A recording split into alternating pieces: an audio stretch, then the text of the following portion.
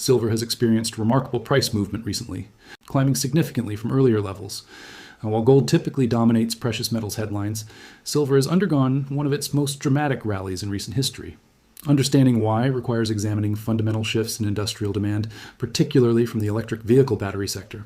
Samsung SDI's battery division has been developing solid-state battery technology that addresses critical problems in current electric vehicle batteries. The breakthrough involves using a silver-carbon composite layer in the battery anode to prevent dendrite formation, which is a major cause of battery degradation and failure. Traditional lithium-ion batteries face a persistent problem during repeated charging and discharging. Tiny metallic structures called dendrites grow inside the battery, eventually piercing the separator between positive and negative sides, causing short circuits, fires, or complete battery failure. This explains why phone batteries degrade and electric vehicles lose range over time. Samsung's solution using silver carbon composites eliminates this problem, but creates an entirely different challenge: securing adequate silver supply. Industry analysis suggests Samsung's solid-state batteries could require approximately 5 grams of silver per battery cell.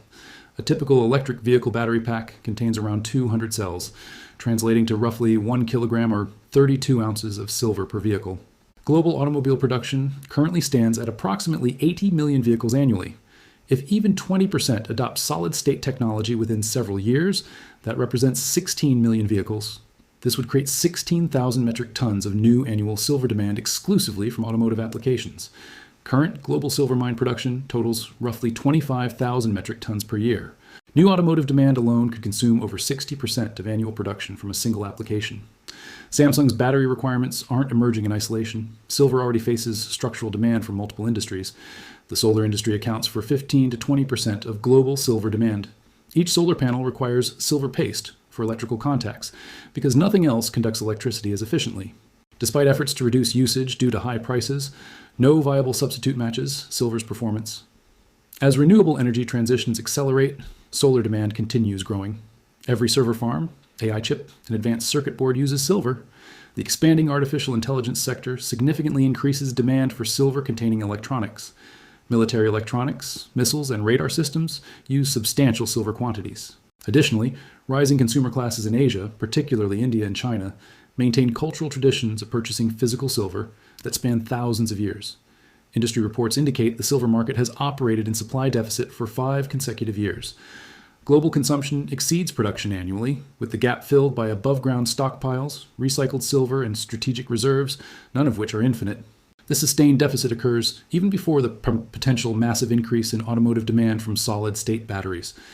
In October 2025, Samsung Construction and Trading signed a $7 million offtake prepayment agreement with Silverstorm Mining, a Canadian mining company. The deal specifically targets restarting La Parrilla, a silver mine in Durango, Mexico that's been idle since 2019. The agreement as a critical element involves Samsung receiving 100% of silver and lead concentrates from that mine for 2 years. Rather than purchasing on the spot market, Samsung is contracting directly with miners to secure future supply before extraction. This behavior signals a company anticipating supply constraints and positioning itself ahead of industry-wide competition for the same resource. Samsung securing dedicated silver supply years before full production. Ramp-up raises important questions about what happens when Toyota, Tesla, BYD, Volkswagen, and General Motors all recognize they need identical technology. This isn't a single company challenge, but rather an industry-wide competition for finite resources. Silver currently trades at elevated levels compared to earlier periods. Institutional analysts, including research divisions at Samsung Futures, project silver could reach $100 per ounce by late 2026 or early 2027.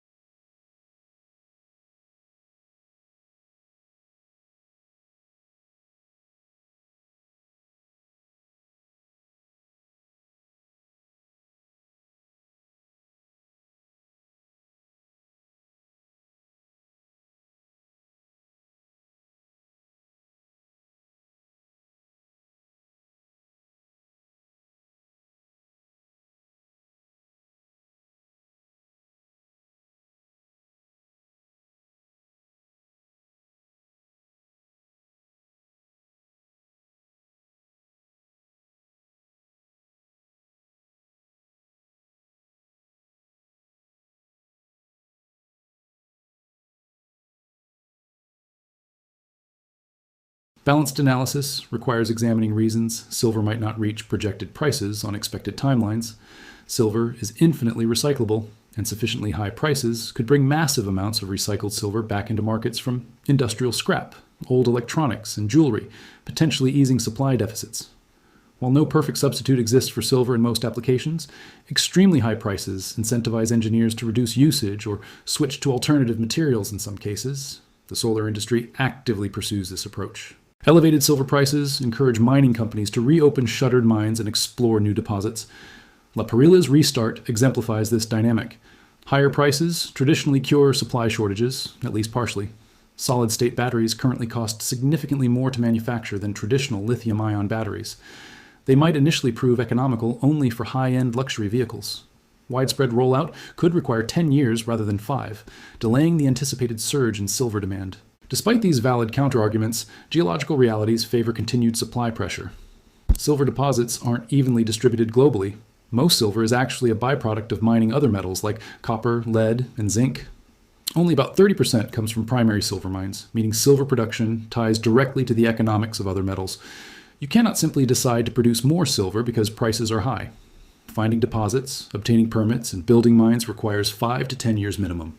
Even then, production remains subject to ore grade and byproduct ratios. Geological constraints prevent rapid supply increases. Recycling works less effectively for silver than gold.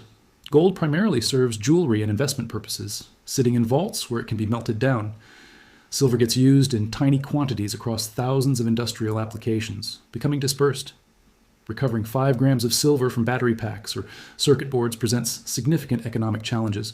The cost of collection, separation, and refinement often exceed the value of recovered silver at current price levels, though this calculus changes at higher prices. A fundamental paradigm shift is occurring in how markets view silver. For 50 years, silver was considered a precious metal, essentially gold's little brother. It was viewed as a speculative commodity, monetary hedge, or collectible. Now silver is being reclassified as a strategic energy metal, joining lithium, cobalt, and rare earths in a new category of materials essential for energy transition and advanced technology. When this reclassification completes, governments become involved in ways they previously weren't. Supply chains transform into national security issues. Export restrictions get discussed. Stockpiling becomes policy rather than just private investment strategy. China understands this already, accumulating silver quietly for years. If Western governments recognize silver as essential for green energy transitions, electric vehicles, AI infrastructure, and defense systems, entirely different demand dynamics will enter markets. Several approaches exist for positioning around this thesis, depending on risk tolerance and investment goals. New silver investors should consider purchasing physical coins to gain experience with physical metal ownership. 1-ounce rounds offer maximum liquidity and lowest premiums. Starting with 10 or 20 ounces provides tangible exposure without overwhelming capital commitment. Those comfortable with exchange-traded funds should examine both SLV and PSLV, understanding the differences in their structure and backing. Investors accepting higher risk should research major silver producers, examining production costs, reserve life, and jurisdictions. Companies operating in stable countries with low production costs benefit most from rising silver prices. One signal worth monitoring is junior mining companies announcing offtake agreements with major tech companies or battery manufacturers. These announcements indicate secured strategic buyers and potentially represent early positioning before broader market recognition. Diversification remains important regardless of conviction level. Silver is volatile by nature. Allocating entire portfolios to single metals is imprudent. However, holding 5 to 15% of investable assets in precious metals as hedges in inflation plays represents reasonable positioning given current dynamics. Based on available data, a plausible timeline emerges for how this situation might develop. In 2026, Samsung likely begins producing solid-state batteries at scale. Other manufacturers will announce similar technologies. Silver offtake agreements will multiply as companies recognize the need to secure supply chains. Supply deficits will widen as industrial demand accelerates faster than mine production can respond. By late 2026 to early 2027, if industrial demand continues accelerating while mine supply stagnates, silver could test $100 levels. This represents probability based on mathematics, not certainty. Market dynamics, regulatory changes, technological developments, and macroeconomic conditions all influence actual outcomes. Looking further out, if this evolves into genuine strategic metal competition with government stockpiling and simultaneous solar and EV industry scaling, higher inflation-adjusted prices become plausible over 10 to 15-year horizons. The key insight is that markets currently misprice silver because most investors still think of it as a precious metal for jewelry and coins. They're not considering it as a node material for next-generation electric vehicles or as a critical component in renewable energy infrastructure. This cognitive lag between traditional precious metal framing and emerging strategic metal reality creates a disconnect that may persist until industrial demand becomes undeniably apparent in supply statistics. Samsung hasn't announced silver will reach specific price levels, which would be inappropriate for a technology company. However, through actions, offtake agreements, and battery technology development, they've demonstrated they need substantial silver quantities immediately. Paper prices fluctuate based on trading sentiment and short-term factors. Traders manipulate futures contracts within regulatory bounds. Banks play their traditional intermediary and speculation roles. But Samsung plays the physics game where you cannot print silver, you cannot synthesize silver, and you can only extract it from the ground 1 ton at a time, hoping there's enough to meet demand. Current mathematics suggests there is not enough to meet projected demand without significant price adjustments to either ration existing supply or incentivize new production. This represents not an explosion, but a potential extinction event for available supply at current price levels. When markets fully comprehend this reality through observable supply shortages or sustained price pressure, valuations will adjust accordingly. The question isn't whether supply constraints exist, as the mathematics clearly demonstrate they do. The question is how quickly markets recognize and price this reality, and how various industries and governments respond to competition for a finite strategic resource. Some adjustment will come from recycling, some from substitution, some from new mine development, and some from price rationing that reduces marginal demand. The balance between these factors determines ultimate price outcomes. Understanding these dynamics now, before they become consensus, provides the foundation for informed decision-making about portfolio positioning in the years ahead. Whether silver reaches $100, stays at current levels, or falls back depends on the interplay between industrial adoption rates, mining production response, recycling economics, substitution success, and broader macroeconomic conditions. What's clear is that the fundamental demand picture has changed materially, and that change is not yet fully reflected in how most market participants think about silver's role in the emerging energy and technology landscape.